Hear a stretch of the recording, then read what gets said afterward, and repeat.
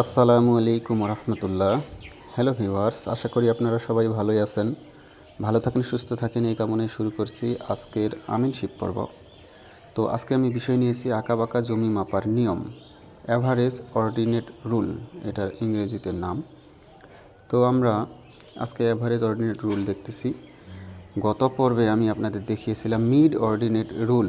হ্যাঁ, অর্থাৎ এই যে আপনারা এখানে যে জমিটা একটা অঙ্কন করে আমি দেখাইছি, এখানে দেখতেছেন এই জমিটা আমি মিড অর্ডিনেট রুল হিসেবে আপনাদের দেখাইছিলাম। এই যে আপনারা জমি মাপতে গিয়ে দেখা গেছে যে এক পার্শ্বে, যে কোনো এক পার্শ্বে এরকম সমান সোজা এক পার্শ্বে না এক পার্শ্বে একটা আইল বা রেখা পাবেন। এটার নাম ধরুন আপনি দিলেন এ এবং ডি, ঠিক আছে। তো এই সমান রেখার উপরে 10 ফিট পর পর এই যে এইগুলো আপনি এইখান থেকে শুরু করে 10 ফিট পর পর আপনি দেখা গেছে একটা করে মাপ নেবেন অপর পাশ পর্যন্ত। আমি দেখাইছি এখানে Q1 সমান 10 ফিট, Q2 14 ফিট, 16 ফিট, এগুলো আমি দেখাইছি। হ্যাঁ, তো দেখা গেছে এই যে দেখুন এখান থেকে এটা এই দুইটার মাপ 10 ফিট এবং 14 ফিট। হ্যাঁ, এর মানে অ্যাভারেজ আমরা বের করছিলাম গত পর্বে। হ্যাঁ, 10 আর 14 অ্যাভারেজ হলো 12, ঠিক আছে।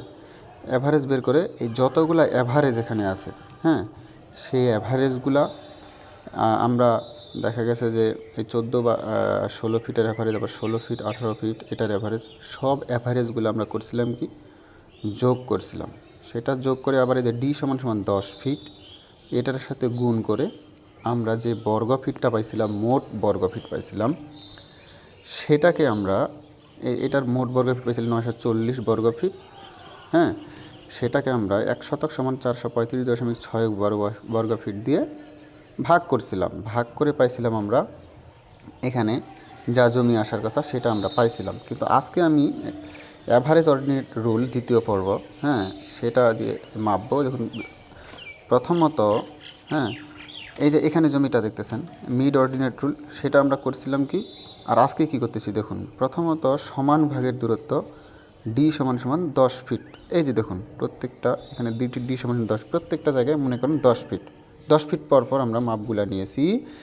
হ্যাঁ, এই যে Q1 সমান 10 ফিট, Q2 সমান 14 ফিট, Q3 সমান 16, 18, এভাবে আস্তে আস্তে আমরা প্রত্যেকটা নাম দিয়েছি। বাস্তবে আপনারা যত ফিট পাবেন তত ফিট এখানে এন্ট্রি করবেন।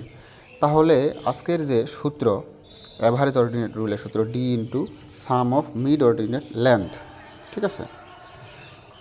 তো এখন ডি সমান সমান 10 ফিট আর sum of mid ordinate length, হ্যাঁ, আমরা যেগুলো পাইছি 10 ফিট, 14 ফিট, 16 ফিট, সবগুলোই আমরা এখানে দেখুন 18 ফিট, 16 ফিট, 14 ফিট, এগুলো আমরা করব কি এখানে সাম মানে কি যোগ, তাই না। এখানে আমরা যোগ করছি সবগুলাই, হ্যাঁ, যোগ করছি। তাকে আমরা 10 ফিট দিয়ে গুণ করে পাইছি 1060 বর্গ ফিট।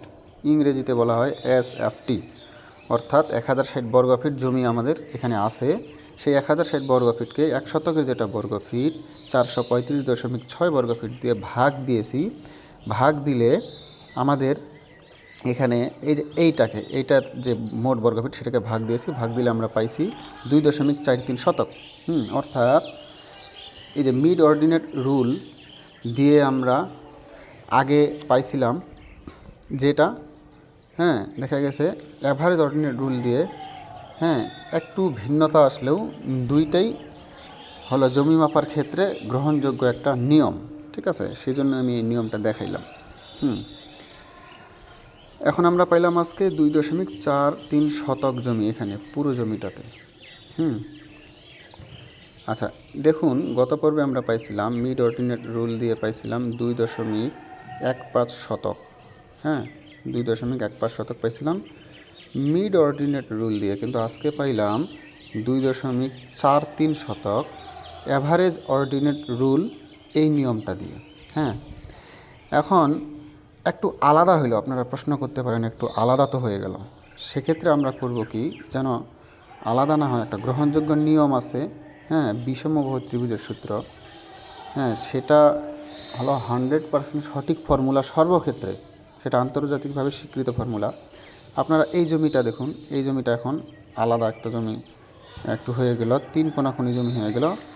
বা বিষমবাহুর ত্রিভুজ এরকম হয়ে গেল, যেটাকে ইংরেজিতে বা হেরনসের ফর্মুলা আমি এখানে লিখে দেখাচ্ছি আপনাদের। হেরনসের ফর্মুলা বলা হয়। সেই হেরনসের ফর্মুলাটা বিষমবাহুর ত্রিভুজ বা হেরনসের ফর্মুলা আপনারা এই যে উপরের ছোট ছোট ভাগগুলো করলাম, এগুলাতে বিষমবাহুর ত্রিভুজ বা হেরনসের একটা সূত্র আছে, সেটা আপনারা ফলো করবেন। এখন এইরকম ছোট ছোট যে জমি আমি বানাইলাম, এটা কোত্থেকে পাইলাম আমি দেখাচ্ছি। আগে এরকম চারকোনাখুনি যদি একটা জমি হয়, মাঝখান দিয়ে একটা ফিতা টানলে এই যে দেখুন, এই বাহুটা সমান ওই বাহুটা হবে না, ওটা সমান আবার এটা হবে না, মানে তিনটা আলাদা আলাদা। যে ত্রিভুজের কোনো বাহুই সমান নয় তাকে হেরনসের ফর্মুলা বা বিষমবাহু ত্রিভুজ বলে। তো সেটা একটা সূত্র আছে, s into s minus a into s minus b into s minus c. এইটা আপনারা ফলো করবেন সর্বক্ষেত্রে। এই সূত্রটা কেন ফলো করবেন? দেখুন, তিনটা বাহুর দৈর্ঘ্য এখানে আলাদা, এটা একটা বিষমবাহু ত্রিভুজ, এটা একটা বিষমবাহু, এটা একটা বিষমবাহু, এটা একটা বিষমবাহু, এরকম বানাবেন, ঠিক আছে? উপরেরগুলো এইগুলোতে বিষমবাহু ত্রিভুজের সূত্রটা ফলো করলে, ধরুন এই জায়গাতে আপনারা জমি পাইছেন 0.08 শতক, ঠিক আছে? এগুলো ইংরেজিতে লিখতেছি, চারের মতো দেখাচ্ছে। এটা ধরুন 0.07 শতক, এটা ধরুন 0.08 শতক, এটা ধরুন 0.0, যেগুলো ছোটো ছোটো আসবে, 0.05 শতক, এটা ধরুন 0.04 শতক। এখন এই সবগুলোই যোগ করবেন। আবার এইগুলোও আপনারা দেখা গেছে যে যেহেতু চার কোণাকুনি, এগুলা গড় দৈর্ঘ্য গড় প্রস্থ এই বড় বড়গুলা মাপতে পারবেন। এই সবগুলোই যোগ করবেন আর উপরের সবগুলাই যোগ করবেন। তো উপরে সবগুলো আর এগুলো যোগ করে আপনাদের যা জমি আসবে, মোট জমি, সেটাই আপনারা কাস্টমারকে বলতে পারবেন বা যার জমি মাপতে গেছেন তাকে বলতে পারবেন। তো হেরনসের ফর্মুলা এই যে দেখতেছেন, হেরনসের ফর্মুলা আমি সাজেস্ট করবো সবসময় আপনারা ফলো করার চেষ্টা করবেন।